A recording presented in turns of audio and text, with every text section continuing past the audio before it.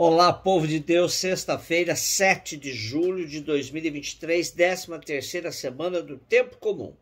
A nossa reflexão de hoje é a partir de Gênesis 23, de 1 a 4, 19 e 24, de 1 a 8, 62, 67. E Mateus 9, de 9 a 13. Sara viveu 127 anos e morreu em Cariate-Arbe, que é Hebrom, em Canaã. Abraão veio fazer luto por Sara e chorá-la. Depois levantou-se de junto da falecida e falou aos hititas: Sou um estrangeiro e hóspede no vosso meio. Cedei-me como propriedade entre vós um lugar de sepultura, onde possa sepultar minha esposa que morreu. Assim Abraão sepultou Sara, sua mulher, na caverna do campo de Macpela, em frente de Mambré, que é Hebrom, na terra de Canaã. Abraão já era velho, de idade avançada, e o Senhor o havia abençoado em tudo. Abraão disse ao servo mais antigo de sua casa, administrador de todos os seus bens: Põe a mão debaixo da minha coxa e jura-me pelo Senhor, Deus do céu e da terra, que não escolherás para meu filho uma mulher entre as filhas dos cananeus, no meio dos quais eu moro, mas tu irás à minha terra natal buscar entre os meus parentes uma mulher para o meu filho Isaque. E o servo respondeu: E se a mulher não quiser vir comigo para essa terra, deverei levar teu filho para a terra de onde saíste? Abraão respondeu: Guarda-te de levar meu filho de volta para lá. O Senhor Deus do céu, que me tirou da casa do meu pai e da minha terra natal, e que me falou e jurou, dizendo: À tua descendência darei esta terra, ele mesmo enviará seu anjo diante de ti, e trarás de lá uma mulher para meu filho. Porém, se a mulher não quiser vir contigo, ficarás livre deste juramento. Mas de maneira alguma levarás meu filho de volta para lá.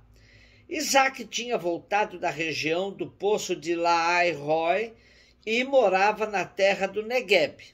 Ao cair da tarde, Isaque saiu para o campo a passear. Levantando os olhos, viu camelos que chegavam. Rebeca, também erguendo os olhos, viu Isaque. Desceu do camelo e perguntou ao servo: Quem é aquele homem que vem pelo campo ao nosso encontro? E o servo respondeu: É o meu senhor. Ela puxou o véu e cobriu o rosto. Então o servo contou a Isaque tudo o que tinha feito. Ele introduziu Rebeca na tenda de Sara, sua mãe, e recebeu-a por esposa. Isaque amou-a, consolando-se assim da morte da mãe. Continuamos com pequenas histórias que o povo contava sobre o patriarca Abraão e seus filhos. E para entender o sepultamento de Sara, vale a pena ler o capítulo 23 por inteiro, onde fica claro que Abraão é hóspede em Canaã e não possui um pedaço de terra para sepultar a esposa. Por isso, entra em negociações com o conselho da cidade de Hebrom, a fim de adquirir uma propriedade onde construir o túmulo de Sara.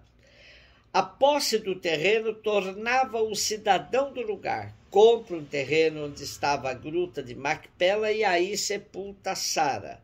A posse do terreno, então, o faz de vez cidadão onde está.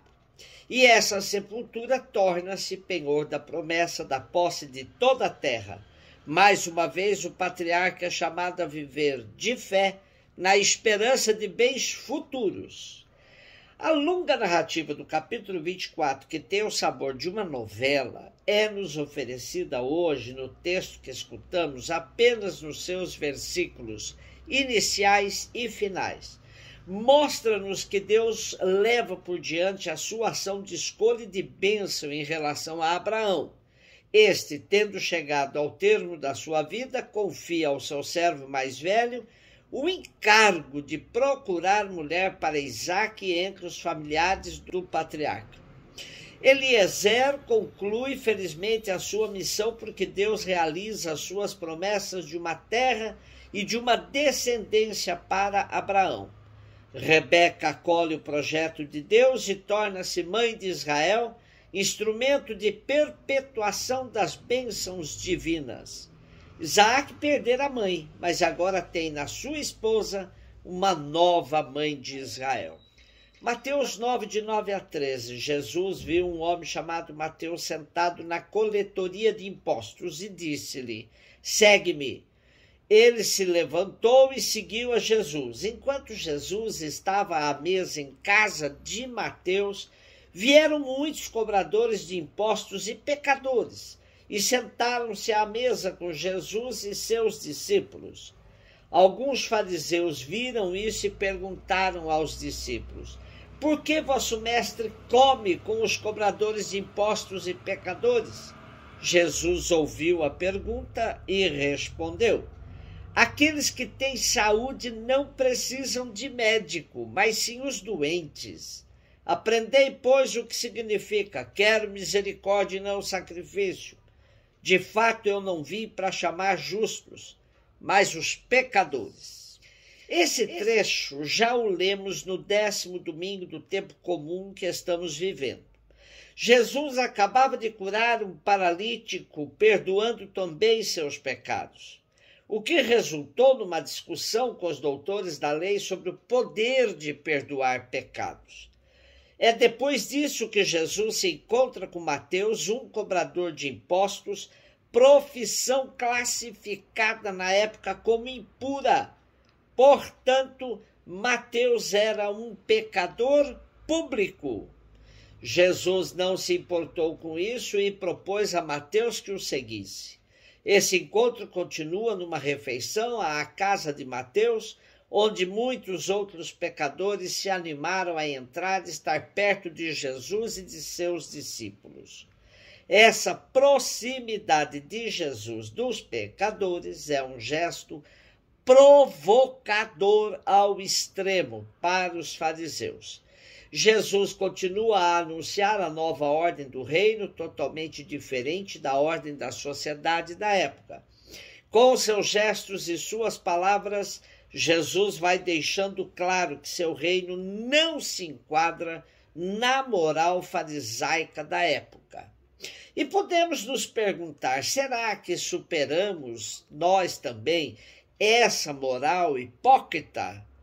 Vivemos numa sociedade extremamente preconceituosa, onde critérios de raça, orientação sexual, prática religiosa, cor de pele, faixa etária, classe social e tantos outros chegam a provocar fissuras imensas no relacionamento humano.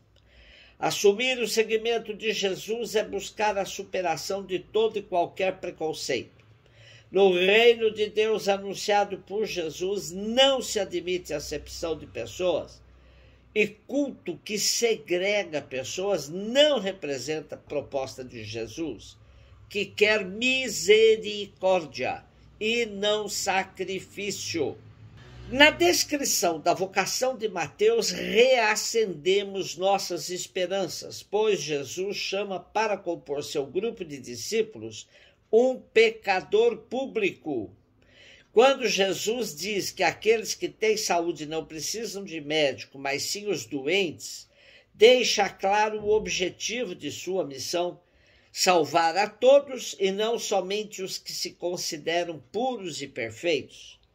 Essa indicação é importante para a missão da Igreja. Devemos, como nos pede o Papa Francisco, edificar uma igreja em saída, uma igreja que não tem medo de se sujar na história. Ficarmos presos em nossas sacristias, cevando um rebanho de ovelhas gordas e fortes, não é nossa missão. Precisamos ir aos becos, vilas e favelas. Precisamos vencer nossas barreiras e sairmos em busca de todos os que esperam, uma atitude que os conforte e os fortaleça para enfrentar a dureza do dia a dia. Um beijo no seu coração.